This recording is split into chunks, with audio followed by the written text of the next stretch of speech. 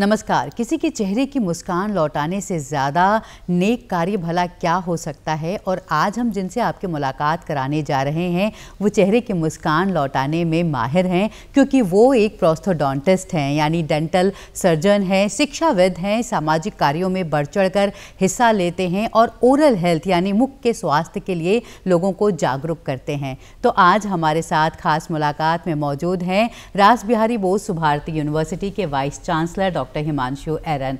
कार्यक्रम में आपका बहुत बहुत स्वागत है। नमस्कार।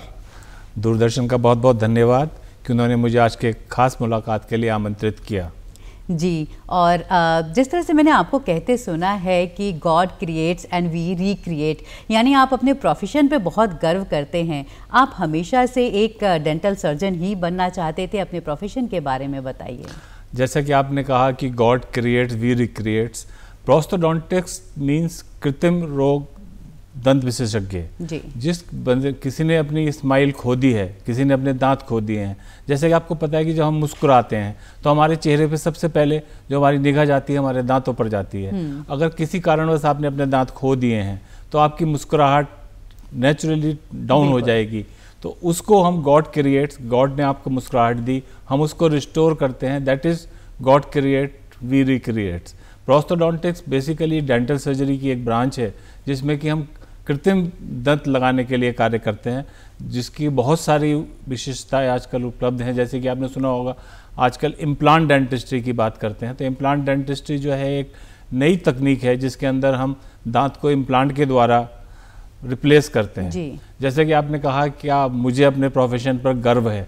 मुझे अपने प्रोफेशन पर गर्व ही नहीं, अभिमान है, पूरा मान है कि मुझे भगवान ने ये अवसर दिया कि मैं अपने प्रोफेशन, अपने व्यवसाय के माध्यम से लोगों की सेवा कर सकूं। और मैं बचपन से ही डॉक्टर बनना चाहता था क्योंकि मेरे पापा भी डॉक्टर हैं। तो लेकिन डेंटल सर्जरी का ज्ञान मुझे जब नहीं था, क्योंकि जैसे आपको पता है कि हर बच्चा जो डॉक्टर बनना चाहता है वो MBBS के लिए एम करता है। और उस ज़माने में, हमारे ज़माने में CPMT होती थी, एक बहुत ही टफ कंपटीशन होता था। उसके माध्यम से मैंने CPMT के थ्रू क्वालिफाई किया और मुझे पहले राउंड में डेंटिस्ट्री का ऑप्शन मिला।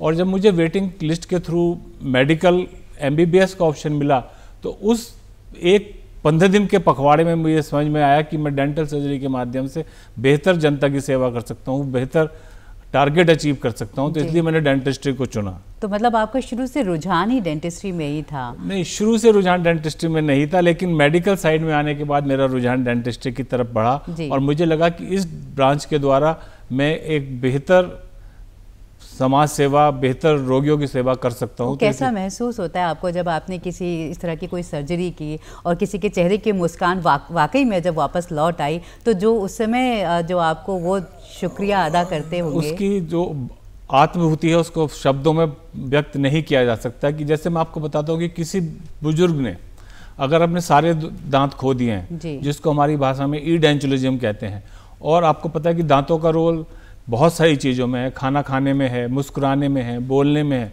तो जब उसने सारे दांत खो दिए अपने, तो वो उसने सब कुछ कंप्रोमाइज़ कर दिया।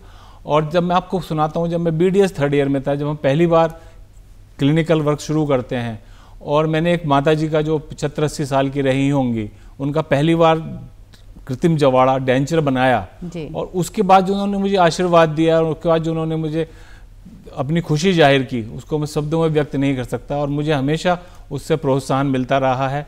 और ये प्रभु की बहुत बड़ी कृपा है कि उन्होंने हमें इस लायक बनाया कि हम अपने प्रोफेशन के माध्यम से कुछ जनता की सेवा कर सकें।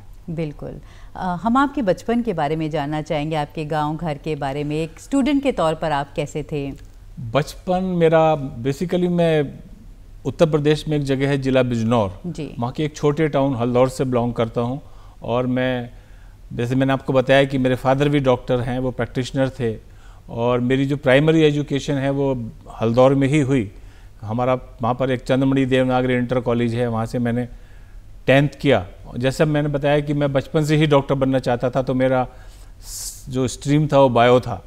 उसके बाद 10th के बाद वहाँ पर बायो नहीं थी, तो उसके लिए मैं फिर SSV इंटर कॉलेज हापुड़ पढ़ा अपने ननिहाल में। और अल्टीमेटली फिर मैंने अपनी जो चिकित्सा शास्त्र की शिक्षा है वो प्रसिद्ध king George medical college Lucknow से ली। मैंने वहाँ BDS किया 1987 में, और उसी के कंटिन्यूएशन में मैंने 1990 में प्रोस्थोडोंटिक्स कृत्रिम दंत रोग विशेषज्ञ की उपाधि प्राप्त की जी।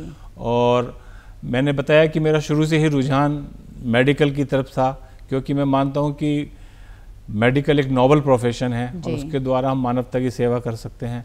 और मैंने KGMC से अपना मास्टर्स डिग्री प्राप्त किया।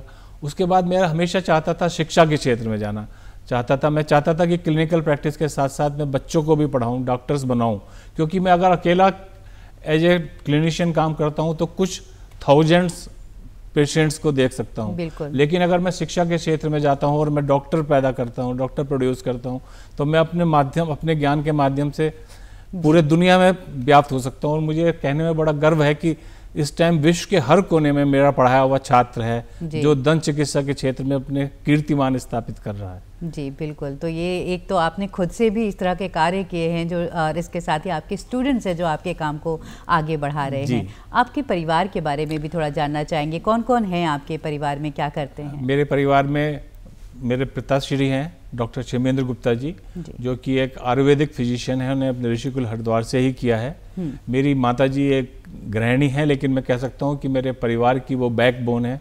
हम आज जो कुछ भी हैं उन्हीं के आशीर्वाद से, उन्हीं के संकल्पों के साथ हैं जी। मेरा विवाह डॉक्टर अनुभा अग्रवाल से हुआ है, वो पीडियाट्रिशियन है, लेकिन उन्होंने भी हॉस्पिटल एडमिनिस्ट्रेशन में DNB किया हुआ है और इस टाइम वो quality control in health care के ऊपर काम करती हैं। और मेरे 2 बच्चे हैं, दोनों इंजीनियर हैं, विभोर एरन एंड विनम्र एरन। और बड़े बेटे की शादी हो चुकी है, उसकी जो मेरी जो पुत्र वधू है वो भी इंजीनियर है, मोनिका, एंड वो PhD कर रही है IIT अहमदाबाद से, जो कि ऑलमोस्ट कंप्लीट होने की तरफ है। और जो मेरे बच्चे हैं दोनों, विभोर एंड विनम्र, वो दोनों एंटरप्रेन्योर हैं, उन्होंने कभी जॉब की तरफ नहीं देखा और दोनों ने अपनी एक इंडस्ट्री लगाई हुई है ऋषिकेश में, एरन लुमिरीज के नाम से। वो LED लाइट्स बनाते हैं, मॉडर्न लाइट्स बनाते हैं। और जो मेरा छोटा बेटा है वो इंग्लैंड से मास्टर्स करके आया है एंटरप्रेन्योरशिप में, तो उसने अपनी एक और फर्म भी खोली है जिसके द्वारा वो फाउंडर्स होम के नाम से, जिसके द्वारा वो बच्चों को नए नए आइडियाज़ फ्लोट करता है, उनको गाइडेंस देता है। जैसे कि हमारा विकसित भारत का अभियान है और जैसा हमारा स्वदेशी अभियान है, मेक इन इंडिया अभियान है, तो इसके लिए बच्चों को कहाँ से, युवाओं को कहाँ से हेल्प मिल सकती है। गवर्नमेंट तो उद्यमिता को बढ़ावा हाँ, उद्यमिता को बढ़ावा दे रहा है जी। तो दोनों उद्यमी हैं और उद्यमिता को ही बढ़ावा दे रहे हैं। बिल्कुल। आपके पिता और आप डॉक्टर रहे और आपके बच्चे इंजीनियर निकले और स्कॉलर्स का एक बैकग्राउंड है पूरा आपके परिवार में, बहुत अच्छी बात है। और उद्यमिता को लेकर आप काम कर रहे हैं, ये भी एक बड़ी अच्छी बात है। और जो आप चूँकि वाइस चांसलर हैं, एक पूरे शैक्षिक संस्थान के मुखिया के तौर पर काम कर रहे हैं, तो एक बड़ी जिम्मेदारी होती है। आप खुद को इस जिम्मेदारी के लिए किस तरह से तैयार करते हैं? इसके लिए मैं कह सकता हूं कि मैं एक दिन में तैयार नहीं हुआ। मेरे पास 35 साल का टीचिंग एक्सपीरियंस है और मैंने अपनी जीवन की जर्नी में मोस्टली टाइम जो है एकेडमिक्स को ही दिया है। मैंने विभिन्न संस्थाओं में काम किया, NCR के, UP के, उत्तराखंड के, तो वो सब जो मेरा ट्रेनिंग पीरियड था उसने मुझे आज इस जिम्मेदारी के पद वाइस चांसलर पर पहुंचाया है, कुलपति के पद पर पहुंचाया है। तो जब तक मैं खाली डेंटल एजुकेशन को देख रहा था तो मैं अपनी डेंटिस्ट्री के माध्यम से पूरे विश्व की सेवा करने का संकल्प लेता था। लेकिन आज जब मैं एक विश्वविद्यालय को चला रहा हूँ वर्ड कहना शायद सही नहीं होगा, विश्वविद्यालय को लीड कर रहा हूँ, तो मेरा जो हॉरिजॉन है वो बहुत ज़्यादा बढ़ गया है, खाली डेंटिस्ट्री तक सीमित नहीं रह गया है। अब मेरे स्टूडेंट MBBS के भी हैं, मेरे स्टूडेंट नर्सिंग के भी हैं, मेरे स्टूडेंट फार्मेसी के भी हैं, नेचुरोपैथी के भी हैं और अलाइड साइंसेस के हैं, आर्ट्स के हैं। तो मेरा जो हॉरिजॉन है, जो मेरा सोचने का ढंग है, वो थोड़ा सा और वाइड हो गया है। और जैसे आपने मुझसे कहा कि आप अपने आप को कैसे स्ट्रॉन्ग करते रहे, तो मैं बेसिकली डॉक्टर हूँ, डेंटल सर्जन हूँ और मैंने उसके अंदर मास्टर्स डिग्री प्राप्त की और मैंने बहुत इंटरनेशनल एक्सपोजर भी उसके लिए लिया। मैं जर्मनी भी गया, अमेरिका भी गया। लेकिन जब मुझे लगा कि मैं अब मल्टीफेसेड एजुकेशन में आ रहा हूँ, तो मैंने मास्टर्स इन बिजनेस एडमिनिस्ट्रेशन भी किया हुआ है and masters in hospital administration भी किया हुआ है। तो यही मेरा अपने आप को तैयार करने का प्रारूप था। लेकिन मेरा मानना यह है कि आज के युग में जब हम युवा पीढ़ी को डील कर रहे हैं तो हमें उनके साथ चलना पड़ता है। आज हम जैन जी जी ग्रुप को डील कर रहे हैं, तो उनका सोचना और हमारा सोचने में थोड़ा सा डिफरेंस है, तो हमें उनके हिसाब से अडॉप्ट करना पड़ेगा, उनके हिसाब से चलना पड़ेगा। यही मेरा प्रयास रहता है कि मैं अपने विश्वविद्यालय में बच्चों के साथ घुल मिल के बच्चों का मानसिक, शारीरिक और उद्यमिक विकास करूं। जी, और संवाद भी बहुत ज़रूरी है, क्योंकि ये जो जेन ज़ी का एक टर्म है, ये कहीं ना कहीं ऐसा दिखाता है कि दो पीढ़ियाँ बिल्कुल दो अलग अलग दिशाओं में हैं। मेरे ख्याल से संवाद के ज़रिए ही हम एक साथ मिलजुल कर आगे बढ़ सकते हैं। पीढ़ी जनरेशन गैप तो मैं सोचता हूँ हमेशा से ही रहा है जी। लेकिन ये जो हम जेन जी जनरेशन की बात कर रहे हैं, तो उसका थोड़ा सा कारण ये है कि जो हमारी जनरेशन थी वो थोड़ी सी संयम के साथ चलना चाहती थी, लेकिन जो आज की जनरेशन है वो सब कुछ जल्दी से जल्दी हासिल कर लेना चाहती है। और ऐसा नहीं है कि वो सिर्फ जल्दी जल्दी हासिल कर लेना चाहते हैं, लेकिन वो कैपेबल भी हैं। और हमें ये समझना पड़ेगा, ये जो जनरेशन गैप वर्ड हम यूज़ कर रहे हैं, there should be no generation gap. When you are a teacher you have to put your foot in his shoe कि वो उनको क्या चाहिए। तो हमें उसी के हिसाब से अपने आप को बदलना होगा और उन्हीं की उम्मीदों पर खरा उतरना होगा। जी बिल्कुल, मतलब दूसरी तरफ से भी दोनों तरफा से एक कह सकते हैं संवाद होना चाहिए। और जब हम ये सारी बातचीत कर रहे हैं तो कई बार ऐसा भी होता है कि हमारा जो काम होता है और हमारा जो जीवन होता है उसमें एक संतुलन कहीं बिगड़ जाता है। आप अपनी लाइफ में ये जो वर्क लाइफ बैलेंस है वो कैसे आप लेकर आते हैं? मैं अपने स्टूडेंट्स को हमेशा एक चीज़ कहता हूँ, हम जिंदगी में प्यार करते हैं, है ना, और जब हम प्यार करते हैं तो उसके लिए हम सब कुछ, कहते हैं ना, चांद भी तोड़ के ले आऊँगा, तो उस तरह की भावना रखते हैं। तो मैं अपने स्टूडेंट्स को हमेशा कहता हूँ, make your profession your first love. जी, I will tell you a story. I was addressing my student from the dais and I told them कि Dr. Anubha is my second wife. So entire audience got what he is saying. So then I told कि no, my first love is my profession. So that is the main thing. अगर आप अपने profession को प्यार करेंगे, अपने profession को सब कुछ मानेंगे, तो फिर आपको कोई लोड नहीं लगेगा, आपको कोई ऐसी चीज़ नहीं लगेगी कि आपको बैलेंस करके चलना है। लेकिन फिर घर वाले क्या नाराज़ नहीं होते कभी? नहीं, घर वाले नाराज़ नहीं होते बिल्कुल, क्योंकि आपने बिल्कुल सही सवाल पूछा कि मैं कभी भी परिवार को नेगलेक्ट नहीं करता हूँ। जो आपको पता है कि अंग्रेजी में एक कल्चर, बड़ी फेमस पोएम है, work while work, play while play. जी। तो जब मैं काम में होता हूँ तो काम की बात करता हूँ, जब मैं घर पे होता हूँ तो सिर्फ घर की बात करता हूँ, और जब मैं खेल के मैदान में होता हूँ तो सिर्फ खेल की बात करता हूँ। तो ये मेरा ज़िंदगी का असूल है कि जिस काम को करो पूरे मन से करो और पूरे डेडिकेशन के साथ करो, तभी आप सफल हो सकते हैं। और आपके परिवार में ऐसा होता है क्या कि पूरा परिवार, आपके बेटे, बहू, आप सभी एक साथ मिलकर के कोई एक साथ खाना खा रहे हैं, एक मील एक साथ ले रहे हैं, ऐसा समय मिलता है सबको साथ गुजारने के लिए? जी, ये 100% रूल है मेरे घर का कि जो हम डिनर हैं वो सब एक साथ ही लेते हैं, एक ही टेबल पे लेते हैं, और सब अपने दिनचर्या की क्या क्या हमने किया, क्या क्या नहीं किया, उसके बारे में कोई बात नहीं करते हैं। अच्छा। सिर्फ अपने परिवार की बात करते हैं, अपने फ्यूचर प्लानिंग्स की बात करते हैं। और ऐसा कभी नहीं होता कि हम महीने भर के अंदर कहीं आउटिंग पे ना गए हों। अच्छा। हम जैसे अब देवभूमि उत्तराखंड में रह रहे हैं और यहाँ पे बहुत ज़्यादा नेचर ब्यूटी है, बहुत ज़्यादा ग्रीनरी है, तो I am very close to nature. तो महीने में एक आउटिंग फैमिली के साथ, परिवार के साथ तो तय है कि हम लोगों को बाहर जाने ही जाना है। और ये क्यों ज़रूरी है? ये मैंने कहा ना कि आपकी जो फैमिली है, जो आपका परिवार है, वो आपकी बैकबोन है। जैसे मैंने आपको कहा कि मेरी माता श्री मेरी परिवार की बैकबोन है, तो उसी तरह जो हमें संस्कार मिले हैं वो संस्कार हमें अपनी अगली पीढ़ी को भी देने हैं। और अगर हम अगली पीढ़ी की बात करें तो कोई भी चीज़ जो शुरुआत होती है घर से होती है। अगर मैं अपने बच्चों को अपने स्ट्रॉन्ग संस्कार नहीं दूंगा तो मैं अपने स्टूडेंट से कैसे कह सकता हूँ कि आप स्ट्रॉन्ग संस्कार को फॉलो करें।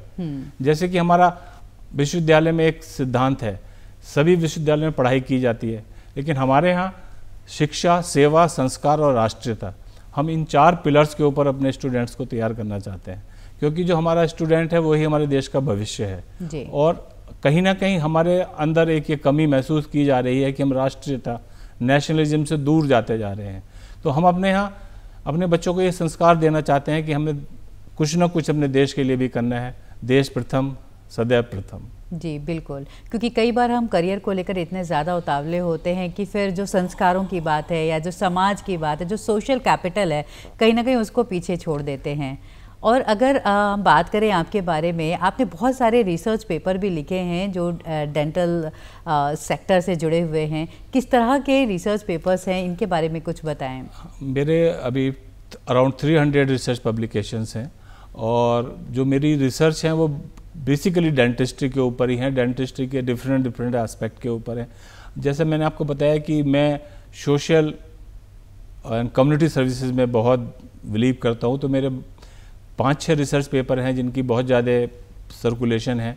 वो गढ़वाल की प्रॉब्लम्स के ऊपर, उत्तराखंड की प्रॉब्लम्स के ऊपर, किस तरह की डेंटल डिसीजेज यहाँ प्रीवलेंस हैं, किस तरह की फैसिलिटीज़ यहाँ अवेलेबल हैं, उसको लेकर है।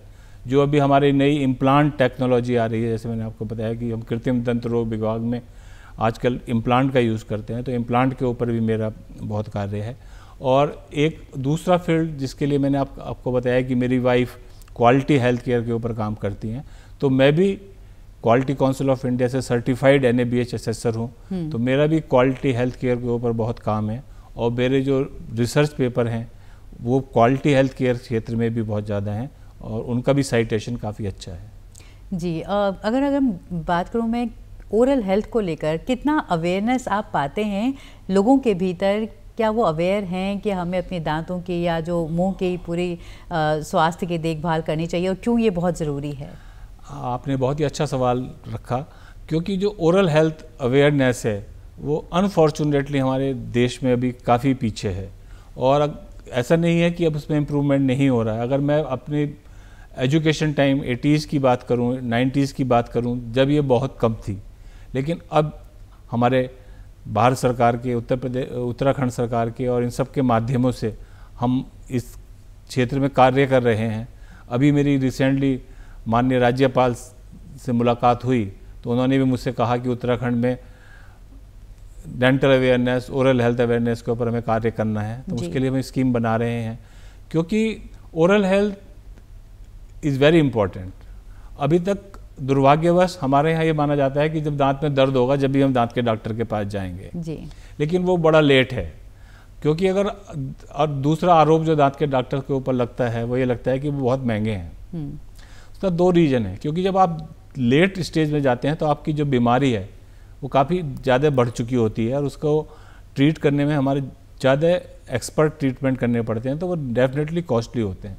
तो ओरल हेल्थ अवेयरनेस की बहुत ज़्यादा ज़रूरत है और उसके लिए हमें अपने पाठ्यक्रम में जी, मेडिकल पाठ्यक्रम में नहीं, प्राइमरी पाठ्यक्रम में, टॉपिक्स स्कूली पाठ्यक्रम में इंक्लूड करना चाहिए कि ओरल हेल्थ की क्या इम्पोर्टेंस है। जैसे कि हम बहुत छोटी सी बात करते हैं ब्रशिंग की, हम सारे के सारे ही मॉर्निंग में ब्रश करते हैं, है ना। अगर हम देखें तो 10% जनता भी नाइट ब्रशिंग नहीं करती है। दंत चिकित्सक होने के नाते मैं आपको बताना चाहूँगा कि night brushing is more important, rather only important अच्छा देन मॉर्निंग ब्रशिंग। क्योंकि जो हमारे मुंह में हम जब खाना खाते हैं तो कुछ ना कुछ दांतों पे चिपका रह जाता है और हमारे ओरल कैविटी में बैक्टीरिया होते हैं। वो बैक्टीरिया जो है उस खाद्य पदार्थ पर अटैक करते हैं, उससे एक एसिड बनता है, उस एसिड से हमारे दांत खराब होते हैं, चाहे वो पेरोडोंटाइटिस हो, पायरिया या डेंटल केरीज हो, कीड़ा लगना।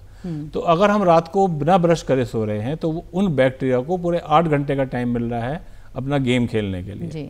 तो अगर हम नाइट ब्रश करके सो रहे हैं तो वो जो खाद्य पदार्थ दांतों पे लगा रह गया है वो हट जाएगा।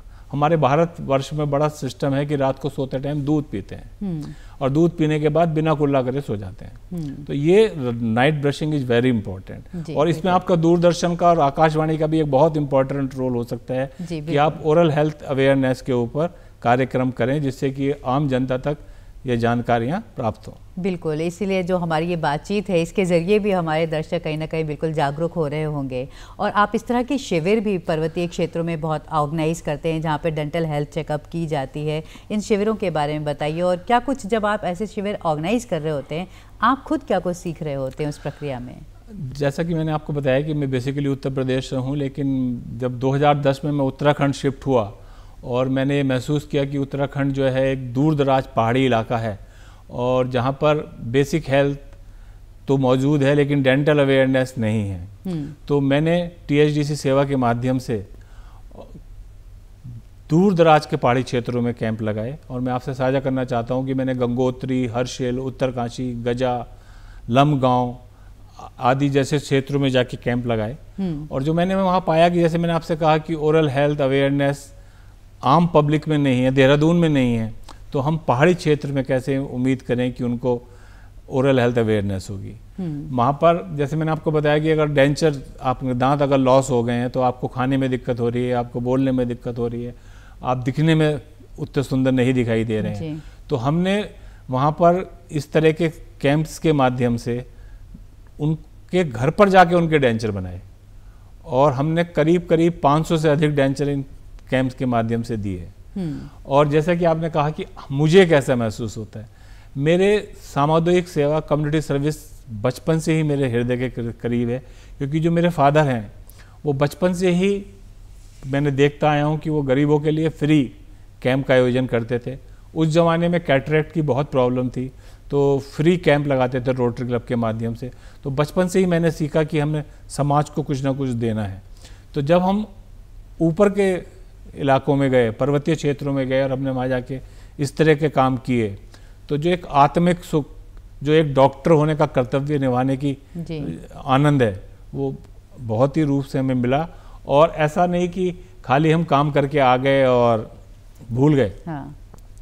आजकल कम्युनिकेशन का ज़माना है, व्हाट्सएप का ज़माना है, तो वहाँ से मरीज़ हमें अभी भी बुलाते हैं, बात करते हैं कि डॉक्टर साहब आप हमारा ये डेंचर लगा के गए थे, इस समय बड़ी सुविधा हो रही है खाने में। तो ये सब जो आत्मिक सुख है वो इन्हीं कैंप्स के माध्यम से मिल सकता है। बिल्कुल, ये सारी चीज़ें बहुत ज़रूरी है और हर सर्विस में शायद जो हम समाज को क्या वापस करते हैं, इस तरह से अगर हम देखें इसे। और अगर मैं बात करूं कि जो अभी हमने बात भी की थी जेनजी की, जिस तरह से हम बात कर रहे थे, जो पहले का ज़माना था जब आप एक स्टूडेंट थे मेडिकल साइंस के, और आज के जो स्टूडेंट्स हैं और जो आज हम कह रहे हैं कि हम तकनीक के दौर में है जहाँ पर आर्टिफिशियल इंटेलिजेंस भी है, किस तरह की समानता या किस तरह की असमानता आप देखते हैं लर्निंग के लैंडस्केप में? लर्निंग लैंडस्केप तो हमेशा आपके अपने एटीट्यूड पर डिपेंड करता है।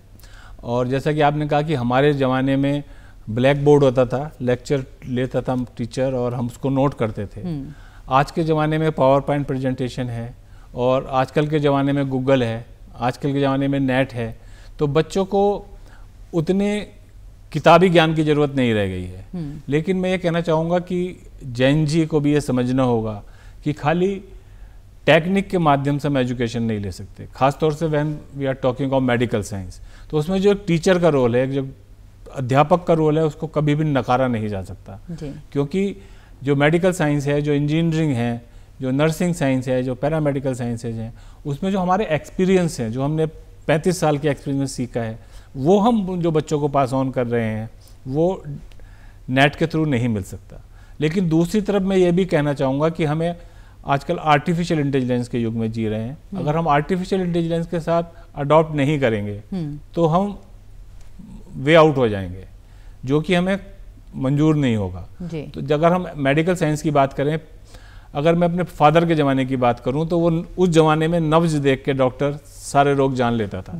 लेकिन आज वो पॉसिबल नहीं है, क्योंकि आज हमारे पास डिजिटलाइज एक्सरेज हैं, डिजिटलाइज ब्लड इन्वेस्टिगेशंस हैं, सोनोग्राफीज़ हैं। तो जो फैसिलिटीज़ हैं, इलेक्ट्रॉनिक फैसिलिटीज़ हैं, आई कैन से जो टेक्निक है वो मेडिकल डायग्नोसिस में आ चुकी है। तो और जो हमारा पुराना ज़माना था, हम उतनी एग्जैक्टली डायग्नोस नहीं कर पाते थे, लेकिन because of these technologies we can diagnose very exactly. तो दिस इज द एडवांसमेंट जिसको हमें समझना होगा। और आर्टिफिशियल इंटेलिजेंस, जैसे कि कहते हैं कि कभी जब कंप्यूटर्स आए थे तो उन्होंने, लोग कहते थे कि कंप्यूटर्स आदमी को जॉबलेस कर देंगे। आज की तारीख में वही चीज़ आर्टिफिशियल इंटेलिजेंस के लिए कही जा रही है कि आर्टिफिशियल इंटेलिजेंस सबको जॉबलेस कर देगी, लेकिन ऐसा नहीं है। आर्टिफिशियल इंटेलिजेंस कंट्रोल तो इंटेलिजेंस ही होगी ना, उसके नाम के आगे आर्टिफिशियल लगा हुआ है। इंटेलिजेंस तो हमारी ही यूज होगी, लेकिन हमें उसको अडॉप्ट करना होगा, उसके हिसाब से हमें ढलना होगा। जैसे कि आप चैट जीपीटी की बात करें, अगर आप चैट जीपीटी को यूज़ कर रहे हैं तो अच्छी बात है, आप अपने वर्जन को चैट जीपीटी को बताएं और वो आपको इम्प्रूव करके दे, लेकिन हमें उसका गुलाम नहीं हो जाना है। हमें ये नहीं कहना कि make a speech for Doordarshan, तो वो हम उसके टेक्निक के गुलाम हो रहे हैं। तो हमें ये नहीं होना है, हमें अपने आइडियाज़ देने हैं और उस माध्यम के द्वारा अपने आप को इम्प्रूव करना है। जी, और जैसे हम नई शिक्षा नीति की बात करें तो वो भी बहुत ज़्यादा कौशल पे, तकनीक पर आधारित है कि कैसे हम युवाओं को ज़्यादा उद्यमिता के लिए तैयार करें। तो जहाँ पर ये सारी जो तकनीक है, चाहे वो AI हो या डिजिटल टूल्स हो, उनका इस्तेमाल होता है, तो आप अपने कैंपस में इन सारी चीज़ों को किस तरह से लागू करते हैं? NEP 2020 की आपने बात की। NEP 2020 में बहुत अच्छी चीज़ें हैं, बहुत अच्छे पॉइंट्स लाए गए हैं। जैसे कि अगर this is very student friendly, as a vice chancellor I can say कि this is very student friendly education policy.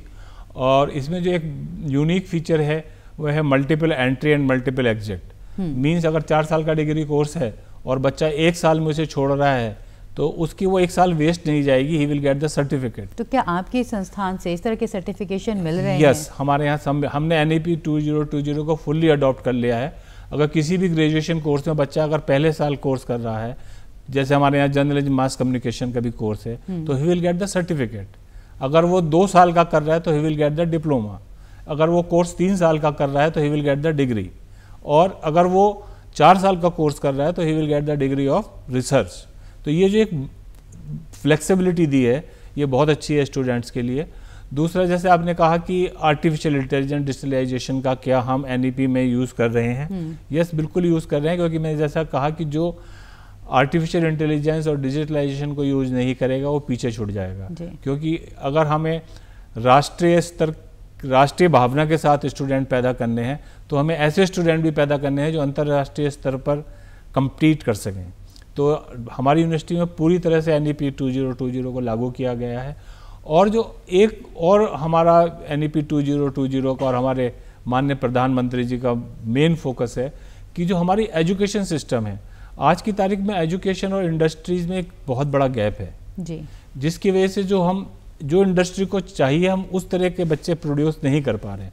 तो इस गैप को कम करने के लिए एकेडमिया इंडस्ट्री पार्टनरशिप को प्रमोट कर रहे हैं और हमारी यूनिवर्सिटी में इस तरह के प्रमोशन हो रहे हैं।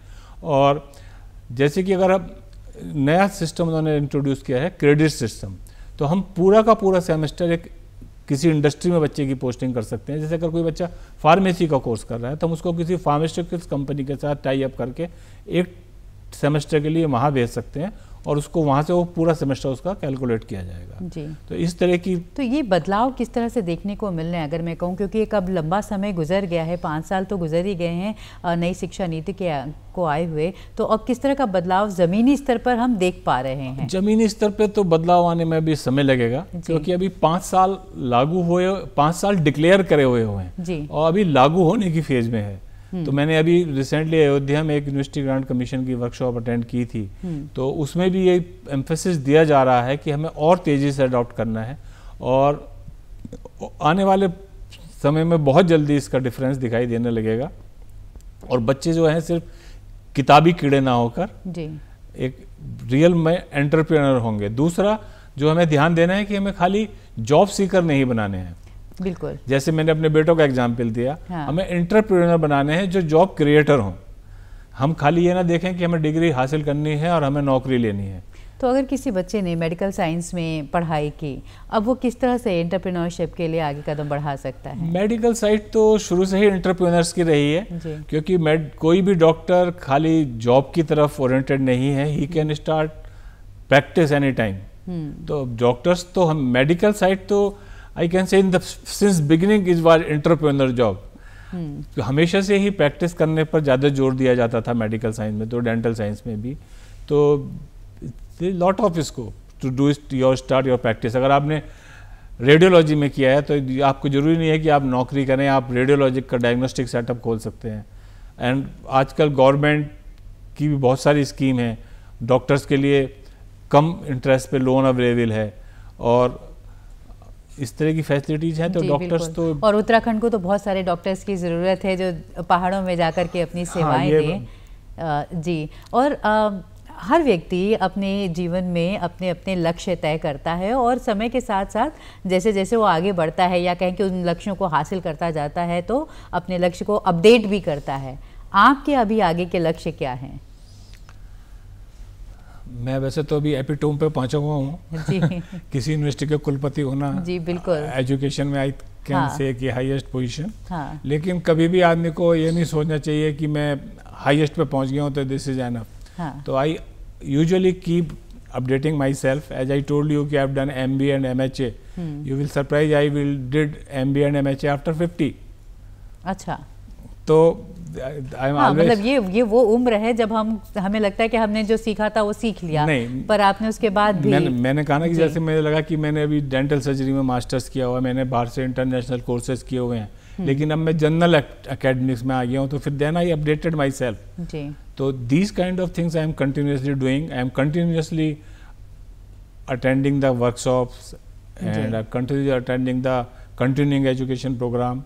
Recently I went for such program at Ayodhya, I have told you. तो दिस इज, तो मतलब खुद को अपडेट करते रहना चाहिए, लगातार नई चीज़ों को सीखते रहते, अगर नहीं करेंगे तो बाहर कर दिया जाएंगे। जी बिल्कुल। तो आप लगातार इस तरह सीख रहे हैं और ना सिर्फ खुद के लिए सीख रहे हैं बल्कि आप जो कुछ भी सीख रहे हैं वो उसको समाज को दे भी रहे हैं, स्टूडेंट्स के लिए सीख रहे हैं। आप हमारे स्टूडियो में आए और हमारे साथ ये सारे अपने अनुभव, ये जानकारियाँ साझा की, इसके लिए आपका बहुत बहुत धन्यवाद। धन्यवाद। तो हमारे साथ थे डॉक्टर हिमांशु एरन, जो बता रहे हैं कि वो अब तक अपने आप को, अपनी लर्निंग्स को बेहतर बना रहे हैं और उनका जो उद्देश्य है कि वो ऐसे छात्र निकालें अपने संस्थानों से जो कि उद्यमी बनकर के सामने आएं। कार्यक्रम में इतना ही, नमस्कार।